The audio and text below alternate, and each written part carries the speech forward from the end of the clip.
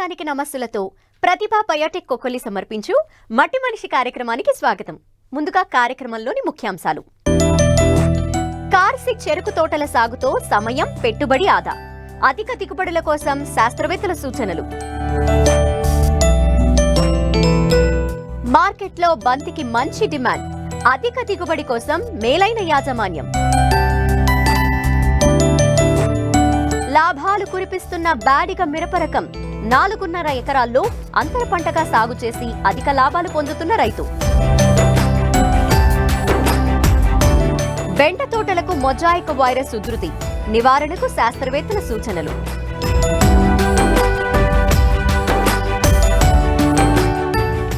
తెలుగు రాష్ట్రాల్లో 2 లక్షల హెక్టార్లలో సాగు చేయబడుతున్న వాణిజ్య పంట చెరుకు కొన్ని ప్రాంతాలలో కొత్తగా మొక్క తోటలు నాటేందుకు సిద్ధమవుతూ ఉండగా, మొక్క తోటలు నరికిన రైతాంగం తిరిగి కార్సి చేయటం సర్వసాధారణం. మొక్క తోటలతో పోలిస్తే కార్సి తోటల్లో రైతుకు పెట్టుబడి ఖర్చు చాలా వరకు కలిసొస్తుంది. అయితే కార్సిలో మేలైన యాజమాన్య పద్ధతులు పాటించకపోవటం వల్ల దిగుబడులు నాసిరకంగా ఉంటున్నాయి. మొక్క తోటలకు ధీటుగా 2వ పంట నుంచి నాణ్యమైన దిగుబడులు పొందాలంటే తప్పనిసరిగా సమయానుకూలంగా మేలైన యాజమాన్య పద్ధతులు పాటించాలని సూచిస్తున్నారు అనకాపల్లి ప్రాంతీయ వ్యవసాయ పరిశోధనా స్థానం ప్రధాన శాస్త్రవేత్త డాక్టర్ టి చిత్కాలదేవి.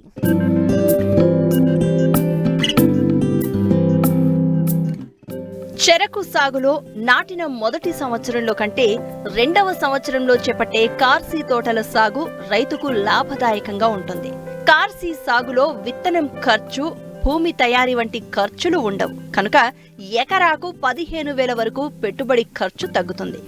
గతంలో మొక్క తోటలు ఎక్కువ విస్తీర్ణంలోనూ కార్సీలు తక్కువగాను ఉండేవి. కానీ ఇప్పుడు పరిస్థితులు మారాయి. ఇతర వాణిజ్య పంటలతో పోలిస్తే చెరకుకు ప్రభుత్వ ప్రోత్సాహకాలు తక్కువగా ఉండడం, పెరుగుతున్న చీడపీడలు వంటి పలు కారణాల వల్ల రైతులు అధిక కార్సీలు చేయడానికి ఇష్టపడుతున్నారు. ఎంతలా అంటే కొత్తగా నాటే మొక్క తోటల విస్తీర్ణం 36% ఉంటే కార్సీ తోటల విస్తీర్ణం 64%గా ఉందని శాస్త్రవేత్తల అంచనా. తెలుగు రాష్ట్రాలలో చెరుకు సాగు విస్తీర్ణం ఎక్కువగానే ఉంది. ఏపీలో 93,000 హెక్టార్లలో సాగవుతూ ఉండగా ఇక ఉత్తర కోస్తాలోనే 52,000 హెక్టార్లలో సాగు చేస్తున్నారు. అందులో విశాఖ జిల్లాలోనే 32,000 హెక్టార్లలో సాగులో ఉంది. అయితే సరాసరి ఉత్పత్తి మాత్రం చాలా తక్కువగా ఉంది. ఇందుకు గల ప్రధాన కారణం మొక్క తోటల్లో సమయానుకూలంగా యాజమాన్య పద్ధతులు పాటిస్తున్న రైతాంగం. కార్సీ తోటలను నిర్లక్ష్యం చేయడం వల్ల దిగుబడులు నామమాత్రంగా నమోదవుతున్నాయి. కార్సీ తోటల్లో కూడా మొక్క తోటలకు ధీటుగా దిగుబడులు సాధించాలంటే తప్పనిసరిగా మేలైన యాజమాన్య పద్ధతులు పాటించాలంటూ వివరాలు తెలియజేస్తున్నారు విశాఖ జిల్లా అనకాపల్లి ప్రాంతీయ వ్యవసాయ పరిశోధనా స్థానం ప్రధాన శాస్త్రవేత్త డాక్టర్ టి చిత్కాలదేవి. ఈ మొక్క తోటలను తీసిన తర్వాత కార్సీ తోటలను చేయడానికి వీళ్ళు ఎక్కువగా మొగ్గు చూపడానికి కారణాలు ఏంటంటే సాగు ఖర్చును తగ్గించుకోవడము, అలాగే నేల తయారీకి అయ్యే ఖర్చును తగ్గించుకోవడము, అలాగే తొందరగా 1 నెల ముందుగానే 10 నెలల పంట అయితే 9 నెలలకే వచ్చేటట్టు ఉంటుంది కనుక కార్సీ తోటల్లో ఎక్కువ యాజమాన్య పద్ధతులు కూడా పాటించవలసిన అవసరం లేదు కనుక దానివైపే మొగ్గు చూపుతారు. అయితే 2-3 కార్సీలు పర్వాలేదు, కానీ ఒక్కొక్క చోట 5-6 కార్సీలు కూడా వెళ్తారు. 5-6 కార్సీలు వెళ్ళినప్పుడు సరైన యాజమాన్య పద్ధతులు పాటించాలండి. ప్రస్తుతం చెరుకుని నరికి బెల్లం చేసుకుంటున్నారు, అలాగే చక్కెర కర్మాగారాలు కూడా పంపించడం జరుగుతుంది. ఇప్పుడు మళ్ళీ వాటిని ఈ మొక్క తోటలు నరికిన తర్వాత కార్సీ చేస్తారండి. ఈ కార్సీ చేసేటప్పుడు ఒక 4-5 మనం ఇంపార్టెంట్ పాయింట్స్ అంటే సరైన యాజమాన్య పద్ధతులు సరైన సమయంలో పాటించినట్లయితే మొక్క తోట దిగుబడులతో సమానంగా కూడా మనం కార్సీ దిగుబడులు పొందొచ్చండి. ఒక మొక్క తోట నుంచి కార్సీ చేయాలనుకుంటే కనుక కార్సీకి అనువైన రకాలను మాత్రమే ఎంచుకోవాలి. అంటే ఎక్కువ మన కార్సీకి దిగుబడులు కూడా మొక్క తోటతో సమానంగా ఇచ్చే రకాలు 93A145 అని, 97A85, 201, 63, అలాగే ఇటీవల కాలంలో రిలీజ్ అయిన రకాలు 2009A107, అలాగే 2009A252 అనే రకాలను కూడా కార్సీ చేసుకోవచ్చండి. అనువైన రకాలను మాత్రమే కార్సీ చేసుకోవాలి. ఈ కార్సీ చేసుకోవడానికి అనువైన రకాలను మొక్క తోట కొట్టిన తర్వాత ఎకరం పొలం ఒకేసారి కొట్టుకోవాలి. అంతేగాని ముక్కలుగా కొట్టుకుని అక్కడక్కడ కార్సీ చేస్తే కనుక కార్సీ దిగుబడులు గణనీయంగా తగ్గుతాయండి. ఈ కార్సీ చేసుకోవడంలో మొట్టమొదటిది మోడు చెక్కడం అండి. భూమట్టానికి మొక్క తోట నరికిన తర్వాత మోళ్ళు బాగా భూమట్టానికి లోతుగా కిందకే చెక్కుకోవాలి. పదునైన కత్తులతో కానీ పారలతో కానీ చెక్కుకుంటే కనుక మనకి పిలకలు పై నుంచి కాకుండా భూమిలో లోపల నుంచి వచ్చి అవి ఈ గాలులకు కానీ తర్వాత చిన్న చిన్న వర్షాలకు కానీ పడిపోకుండా బలంగా పెరగడానికి అవకాశం ఉంటుంది. అంటే మొట్టమొదటిగా సరైన రకాల నుంచి కూడా, రెండోది మూడు చెక్కుకోవడం. కార్సీ చేసే రైతులు పోషక యాజమాన్యం పట్ల కూడా కొంత అవగాహనతో ముందుకు వెళ్ళాలి.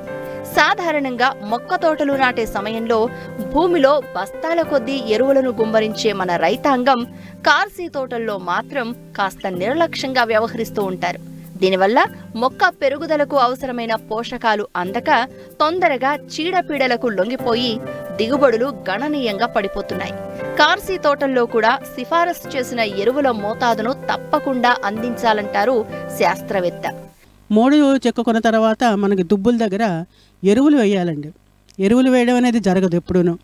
మనం కార్సీ చేసిన వెంటనే నత్రజని, భాస్వరము, పొటాషియం మూడు కూడా వేసుకోవాలండి. వీటిలో ముఖ్యంగా నత్రజని అయితే ఇక్కడికి 100 కిలోల యూరియా, అలాగే 250 కిలోల సూపర్ ఫాస్ఫేట్, 80 కిలోల మ్యూరేట్ ఆఫ్ పొటాష్ మూడు చెక్కిన వెంటనే దుబ్బుల పక్కన చిన్న గోతులు తీసి వాటిలో వేసి కప్పాలండి. ఇలా కప్పిన తర్వాత మళ్ళీ రెండో దఫా మాత్రము నెల 15 రోజులు అంటే 45 రోజులకి ఒక యూరియా ఒకటి, అంటే నత్రజని ఒకటి వేస్తే సరిపోతుంది. అది కూడా ఎకరానికి 100 కిలోలు మొక్కల పక్కన చిన్న గోతులు తీసి మాత్రమే వేయాలండి. పైన వెదజల్లకూడదనమాట. అలాగే మనకి ఈ ఎరువు వేసిన తర్వాత తప్పనిసరిగా నీటి తడి ఇవ్వాలండి. నీటి తడి ఇవ్వకపోతే మనం వేసిన ఎరువుల వాటి వినియోగ సామర్థ్యం చాలా తక్కువగా ఉంటుంది. అలాగే ఈ కార్సీ చేసినప్పుడు మనకి ఖాళీలు ఎక్కువగా కనిపిస్తుంటాయండి. ఈ ఖాళీలను కంపల్సరీగా నింపుకోవాలి. ఎందుకంటే మనకి దిగుబడి అనేది నిర్ణీత విస్తీర్ణానికి ఉండే గడల సంఖ్యను బట్టే మనకి నిర్ణయిస్తాం. నిర్ణీత విస్తీర్ణానికి సరిపడా మొక్కలు ఉంటాయి కనుక అవి గడల కింద మారి నరికినప్పుడు మనకి మంచి దిగుబడిని ఇస్తాయన్నమాట అండి. ఈ ఖాళీలు నింపుకోవాలంటే మనం ముందుగా ఒక వరుసలో 50 సెంటీమీటర్ల కన్నా ఎక్కువ దూరం ఉన్నట్లయితే కనుక అందులో కంపల్సరీగా ఈ నారు మొక్కలు పెంచుకుని వాటితో నింపుకోవాలి. కార్సీ చేసే రైతులు పోషక యాజమాన్యంతో పాటు కలుపు యాజమాన్యం కూడా చాలా కీలకం. సమయానుకూలంగా సిఫార్సు చేసిన మేరకే కలుపు నివారణ రసాయన మందులను పిచికారీ చేయాలి. అంతేకాదు మొక్కలు ఆరోగ్యంగా ఎదిగేందుకు అంతర కృషి చాలా అవసరం. అలాగే మనం కలుపు నివారణ అండి, అన్నిటికన్నా ముందు మనకి కలుపు ఎక్కువగా వస్తుంది. ఎందుకంటే మొక్క తోటలలో మనకి నరికేటప్పుడే చాలా రకాల కలుపు మొక్కలు ఉంటాయి. అవన్నీ కూడా మనం జాగ్రత్తలు తీసుకోకపోతే ఆ కలుపు బాగా పెరిగి ఈ కార్సీ మొక్కలతో పోటీ పడే అవకాశం ఎక్కువగా ఉంటుంది. ఈ కలుపు ఎక్కువగా పెరిగినట్టయితే మనకి 40 నుండి 50% వరకు కూడా దిగుబడులు తగ్గే అవకాశం ఉంటుందండి. కాబట్టి మనం కంపల్సరీగా రసాయనిక ఎరువులతో పాటు అంతర్కృషి, అలాగే మనకి మనుషులతో గొప్పు తవ్వి కలుపు తీయించడం, అలాగే మళ్ళీ వీలైతే కనుక ఒకసారి అంతర్కృషి చేయడం వంటివి చేస్తే కనుక కలుపు సమర్థవంతంగా నివారించబడుతుందండి. దీంట్లో ముఖ్యంగా మనకి మెట్రిబిజిన్ అని కార్సీ చేసిన వెంటనే మెట్రిబిజిన్ అనే కలుపు మందు ఉంది. దాన్ని 600 గ్రాములు ఎకరానికి 450 లీటర్ల నీటిలో కలిపి మనము చాలా మధ్యన మొత్తం ఉన్న చల్లుకోవచ్చు. దానివల్ల బ్యాడ్ ఎఫెక్ట్ ఏమీ ఉండదండి. మొత్తం చల్లుకుంటే కనుక మనకి ఏకదళ బీజ జాతికి చెందిన కలుపు మొక్కలు, అలాగే వెడల్పాకు కలుపు మొక్కలు రెండు కూడా నశిస్తాయి. అలాగే మనకి 45 రోజులకి ఈ కలుపు మందు చల్లిన తర్వాత 45 రోజులకి ఒకసారి కూలీలను పెట్టి మొత్తం అంతా కూడా కలుపు తవ్వించుకుని మెత్తగా చేసుకోవాలి సాయిల్ని. ఎందుకంటే ఈ మొక్క తోట కొట్టేటప్పుడు భూమి అంతా కూడా గట్టిపడిపోయి ఉంటుందండి. ఆ కార్సీ తోటలో దిగుబడులు పెరగడానికి ఈ అంతర్కృషి అనేది కూడా చాలా అత్యవసరం. కాబట్టి వరుసల మధ్య మనకి ఇవి ఉంటే కనుక పశువులు ఉంటే పశువులతో నడిపే ఎరపనాగలను ఉపయోగించి అంతర్కృషి చేసుకోవచ్చు. బాగా భూమి గుల్లబారి పాత వేళ్ళు తెగి కొత్త వేళ్ళు పుట్టడానికి కూడా అవకాశం ఉంటుందండి. కలుపు తీసినా కానీ మళ్ళీ పుడతా ఉంటాయి. అప్పుడు మనము మెట్రిబిజిన్ ప్లస్ 2,4-D అండి. మెట్రిబిజిన్ 400 గ్రాములు, అలాగే 2,4-D 800 గ్రాములు కలుపుకొని ఎకరానికి 200 లీటర్ల నీటిలో కలిపి చాలా మధ్యన కానీ మొత్తం అంతా కూడా బాగా స్ప్రే చేసుకుంటే కనుక పిచికారీ చేస్తే అన్ని రకాల కలుపు మొక్కలు కూడా సమర్థవంతంగా నివారింపబడతాయండి. ఈ రకంగా కాకుండా మళ్ళీ మనకి తీగజాతి కలుపు మొక్కలు అనేవి కూడా ఎక్కువగా వస్తుంటాయి కార్సీలో. ఎందుకంటే మనం ఈ తీగజాతి కలుపు మొక్కలను నివారించుకోవడానికి ఆల్మిక్స్ అనే మందు బాగా పనిచేస్తుంది. ఈ ఆల్మిక్స్ అనే మందు ఎకరానికి 8 గ్రాములు అండి. మన 200 లీటర్ల నీటిలో కలుపుకుని చాలా మధ్య చల్లుకుంటే చాలు. మనకు మొలిచే కలుపు ఎప్పుడు చల్లాలంటే కార్సీ చేసిన 75 రోజులకి, 75, 80, 90 రోజులకు కూడా చల్లుకోవచ్చండి. అలా స్ప్రే చేయకుండానే చనిపోతాయి అన్నమాట. అప్పుడు మనకి ఆ తర్వాత తీగజాతి కలుపు మొక్కల బెడద బాగా తగ్గుతుంది.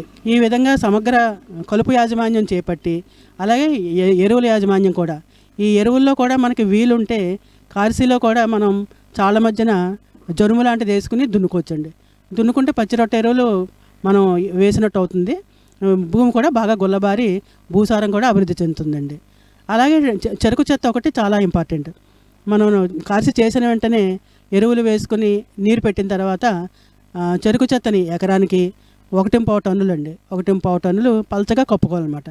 కప్పుకుంటే మనకి కప్పుకుని దాని మీద మన శిలీంధ్రాల పొడి ఉంటుంది కదా, అది కూడా 1.25 కిలోలు చల్లితే సరిపోతుంది. చెరుకు చెత్త కప్పడం వల్ల కలుపు కూడా చాలా వరకు 20% వరకు కూడా తగ్గినట్లు మా పరిశోధనలో తేలిందండి.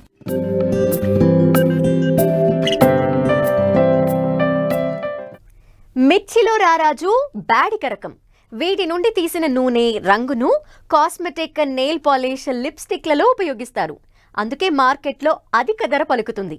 ఈ రకాన్ని సాగు చేసిన రైతులకు లాభాల పంట పండుతుంది. అందుకే ఈ ఏడాది అనంతపురం జిల్లాలో చాలా మంది రైతులు ప్రయోగాత్మకంగా సాగు చేశారు. ఇప్పుడిప్పుడే దిగుబడులు వస్తున్నాయి. మార్కెట్లో కూడా మంచి ధర పలుకుతూ ఉండటంతో లాభాలు అధికంగా వస్తాయంటున్నారు.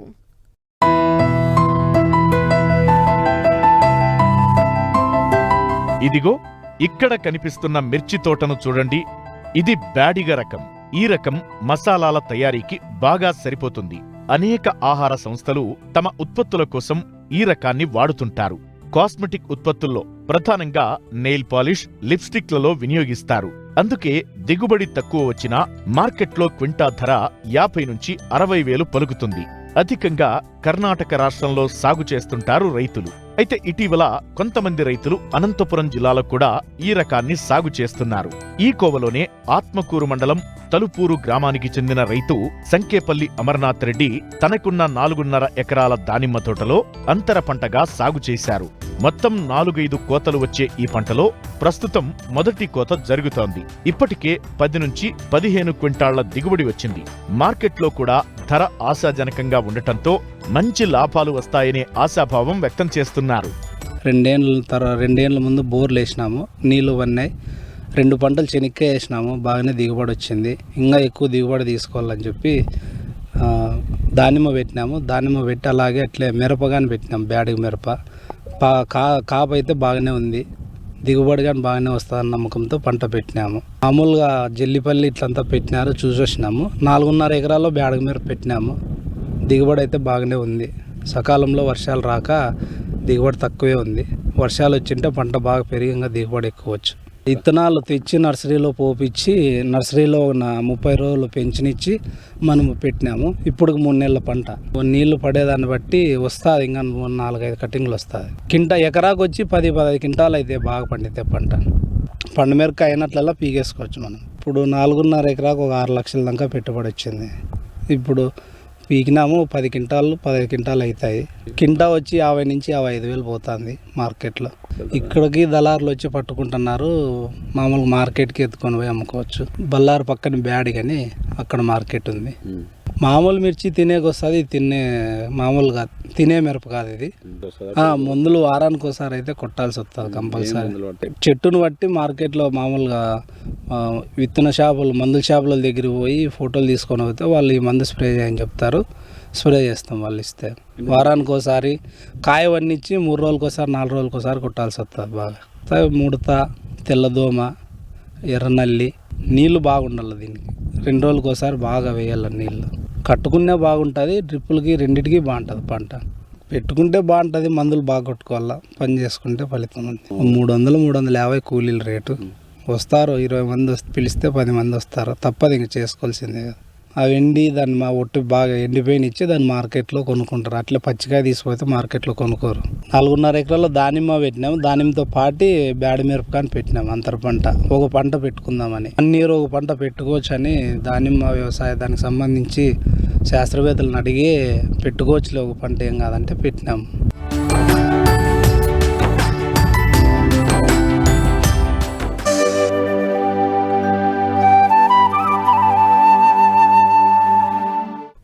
మార్కెట్లో మంచి డిమాండ్ ఉన్న పూలలో ప్రధానమైనది బంతి. పండుగలు, శుభకార్యాల సమయంలో ఈ పూలకు మంచి డిమాండ్ ఉంటుంది. అంతేకాదు ఎక్కువ కాలం నిల్వ స్వభావం ఉండటంతో రైతులు ఈ పంట సాగుకు మొగ్గు చూపుతుంటారు.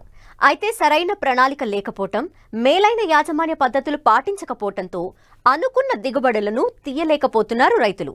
బంతిపూల సాగులో నాణ్యమైన అధిక దిగుబడులను ఏ విధంగా సాధించాలో తెలియజేస్తున్నారు పార్వతీపురం మన్యం జిల్లా ఉద్యాన శాఖ అధికారి క్రాంతికుమార్.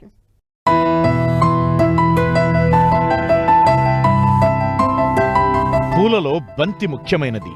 వివిధ రంగుల్లో పలు రకాల విత్తనాలు మార్కెట్లో అందుబాటులోకి రావడం, ఇటు ప్రజలు కూడా శుభకార్యాలలో బంతికి అధిక ప్రాధాన్యం ఇవ్వడంతో మార్కెట్లో వీటికి డిమాండ్ పెరిగింది. ఏడాది పొడవునా సాగు చేసే అవకాశం ఉండటంతో సాగు విస్తీర్ణం కూడా ప్రతి ఏటా పెరుగుతూనే ఉంది. అయితే సాగులో రైతులు సరైన దిగుబడులను తీయలేకపోతున్నారు. బంతి పంటకాలం 120 రోజులు. నాటిన 55 రోజుల నుంచి పూల దిగుబడి ప్రారంభమై 3 నెలల పాటు దిగుబడి వస్తుంది. ప్రస్తుతం చాలా మంది రైతులు ఎకరాకు 30 నుంచి 40 క్వింటాళ్ల పూల దిగుబడిని మాత్రమే తీస్తున్నారు. కానీ మేలైన యాజమాన్య పద్ధతులు పాటిస్తే ఎకరాకు 50 నుండి 100 క్వింటాళ్ల వరకు దిగుబడి సాధించవచ్చు. బంతిలో అధిక దిగుబడి కోసం చేపట్టాల్సిన మేలైన యాజమాన్య పద్ధతుల గురించి తెలియజేస్తున్నారు పార్వతీపురం మన్యం జిల్లా ఉద్యాన శాఖ అధికారి క్రాంతికుమార్. బంతికి సంబంధించిన వాతావరణ పరిస్థితులు కనుక చూసుకున్నట్లయితే బాగా అధికంగా వర్షపాతాలు ఉన్నా లేదా అధిక ఉష్ణోగ్రతలు ఉన్నా అట్లాంటి పరిస్థితులు దీనికి మనకు సెట్ అవ్వవు అనమాట. దీనికి ఏంటంటే ఒక 20 నుంచి 25 డిగ్రీల సెంటీగ్రేడ్ ఉష్ణోగ్రత మధ్యలో ఉంటే చాలా అనుకూలంగా ఉంటుంది పంట మన పెరుగుదలకి. అదేవిధంగా నేల స్వభావం ఎట్లా ఉండాలంటే మనకు ఒకవేళ వర్షం పడింది అనుకుంటే ఆ వర్షపు నీరు అనేది ఇంకిపోయేటట్టు ఉండాలి. అదేవిధంగా ఉదజన సూచిక అనేది 6 నుంచి 7, అంటే అటు ఆమ్లంగా కానీ క్షారంగా కానీ, అంటే చౌడు భూములుగా కాకుండా మధ్యస్థంగా ఉండే భూములు అనేవి మనకి అనుకూలంగా ఉంటాయి. అదేవిధంగా నెక్స్ట్ మనకి ఈ బంతిలో ప్రధానంగా 2 రకాలు ఉంటాయండి. ఒకటి ఏంటంటే ఆఫ్రికన్ మ్యారీగోల్డ్ అంటారు, అదేవిధంగా ఫ్రెంచ్ మ్యారీగోల్డ్. ఆఫ్రికన్ రకం ఏంటంటే పొడవుగా పెరుగుతున్న మొక్క, పూల సైజు అనేది పరిమాణంలో పెద్దగా ఉంటాయి.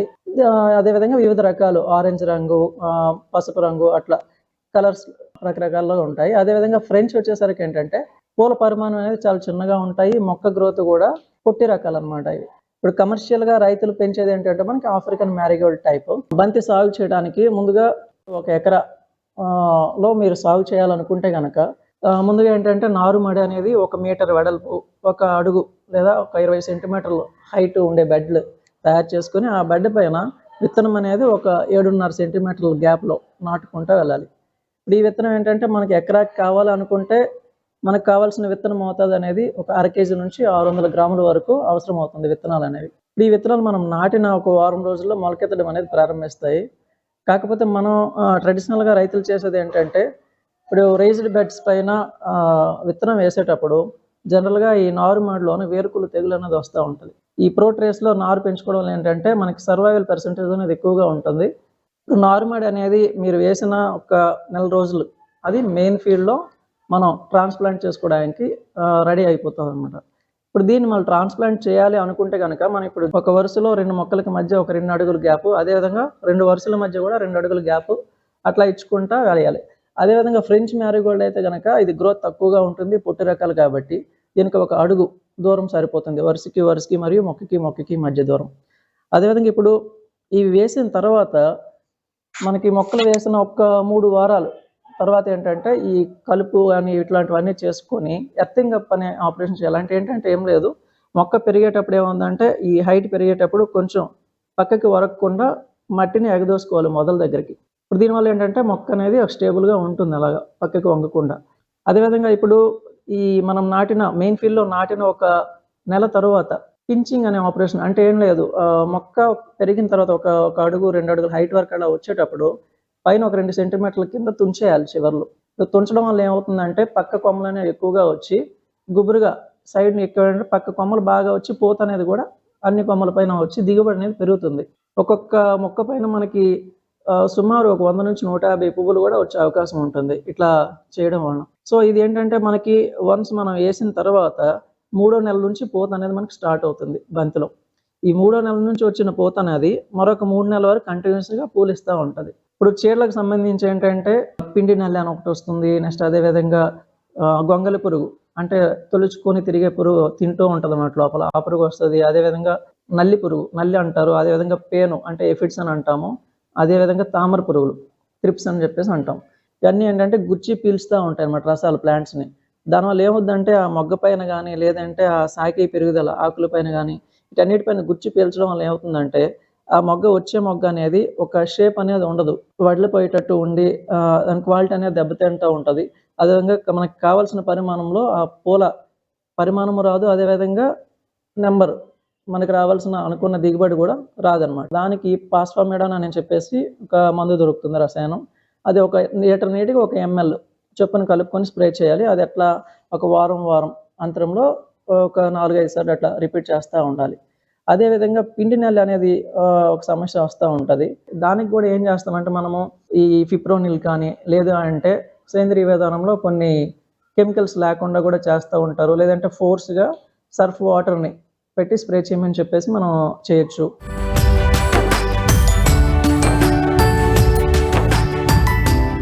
సంవత్సరం పొడవునా స్థిరమైన నమ్మకమైన ఆదాయాన్ని అందించే కూరగాయ పంట బెండ. ఎకరాకు 80 నుండి 100 క్వింటాళ్ల దిగుబడినిచ్చే ఈ పంటను రైతులు అన్ని కాలాల్లోనూ సాగు చేస్తున్నారు. అయితే ఈ పంటకు ప్రధాన సమస్య ఎల్లోవిన్ మొజాయిక్ వైరస్. నివారణ లేని ఈ వైరస్ ఉధృతి పెరిగితే పంటపై పూర్తిగా ఆశలు వదులుకోవాల్సిందే. నీటి వసతి కింద మే నెల చివరి వారంలో విత్తిన బెండ తోటల్లో మొజాయిక్ వైరస్ వ్యాప్తి అధికంగా కనిపిస్తోంది.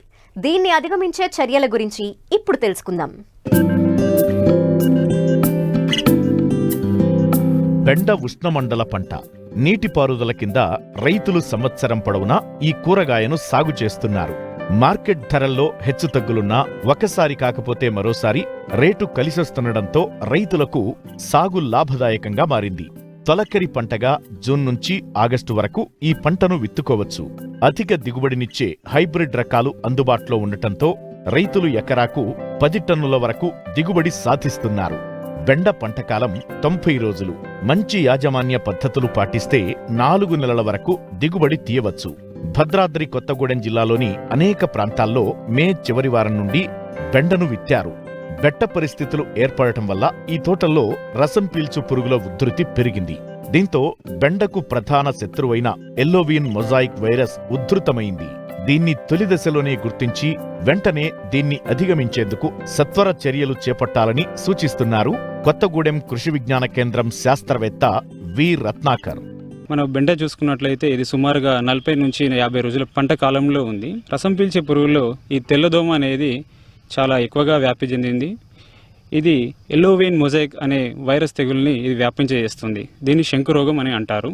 రైతు స్థాయిలో దీన్ని గుర్తించడం అనేది ఎలా అంటే ఈ నెల మధ్యలో పసుపు రంగులోకి మారి ఆ పర్తహరితం అనేది పసుపు తర్వాత ముదురు పసుపుగా మారుతుంది. తర్వాత ఈ నెల ఇంటర్నోడల్ డిస్టెన్స్ అనేది చాలా గణనీయంగా తగ్గుతుంది. తర్వాత ఆ కాయలు కూడా చూసుకున్నట్లయితే చాలా చిన్నవిగా వంకర తిరిగి ఉండడం వల్ల మార్కెట్లో దీని ధర పలుకదు. అందువల్ల మనకు రైతు చాలా అధికంగా నష్టం సంక్రమిస్తుంది. దీని నివారణకు మనము ఒక సమగ్ర యాజమాన్య చర్యలు పాటించాలి. ముఖ్యంగా మనము విత్తనాన్ని సరైన రకాన్ని ఎంపిక చేసుకోవాలి. అర్క అభయ, అర్క అనామిక, పర్భనీ క్రాంతి వంటి రకాలు ఎంపిక చేసుకోవాలి. తర్వాత మనం విత్తన శుద్ధి దీన్ని చేసుకోవాలి. 5 గ్రాములు 1 కిలో విత్తనానికి విత్తన శుద్ధి చేసుకున్న తర్వాత 30 రోజుల తర్వాత మనము నీమ్ ఆయిల్ అనేది 2 ml లీటర్ నీటికి పిచికారీ చేసుకోవాలి. తర్వాత మనం పసుపు జిగురు అట్టెలను మనం ఎకరానికి 10 కనుక అమర్చుకున్నట్లయితే ఈ తెల్లదోమ ఈ పసుపు వర్ణానికి ఆకర్షించబడుతుంది. అలా మనం ఎంతో కొంత నివారించుకోవచ్చు. ఈ శంకురోగం వ్యాపించడానికి ముందుగా ఈ కలుపు మొక్కల మీద వ్యాపిస్తుందండి. కనుక మనం ఈ కలుపు మొక్కల్ని ఎప్పటికప్పుడు బార్డర్ చుట్టూ లేకుండా చూసుకోవాలి. ఈ శంకురోగం వ్యాపించిన మొక్కలని దూరంగా వేరిపాలి. ఎందుకంటే దీంట్లో ఉన్న వైరస్ ఈ పక్కనున్న బెండ పంటకు వ్యాపించే అవకాశం ఎక్కువగా ఉంటుంది. ఎల్లోవిన్ మొజాయిక్ వైరస్ తెల్లదోమ ద్వారా వ్యాప్తి చెందుతుంది కనుక తోటలో తెల్లదోమను గమనించిన వెంటనే తగిన సస్యరక్షణ చర్యలు చేపట్టాలి. తెల్లదోమ నివారణకు డైమిథోయేట్ 2 మిల్లీలీటర్లు లేదా ఎసిఫేట్ 1.5 గ్రాములు లీటరు నీటిలో కలిపి వారం రోజుల వ్యవధితో 2 సార్లు పిచికారీ చేయాలి. పిచికారీ చేసే ముందు కోతకు వచ్చిన కాయలను కోసివేస్తే కాయల్లో పురుగుమందుల అవశేషాలు లేకుండా నాణ్యంగా ఉంటాయి. మరిన్ని ఆసక్తికరమైన ఆసక్తికరమైన విశేషాలతో ప్రతిభా బయోటెక్ కొక్కొల్లి సమర్పించు మట్టి మనిషి కార్యక్రమంలో మళ్ళీ కలుసుకుందాం. అంతవరకు సెలవు. నమస్కారం.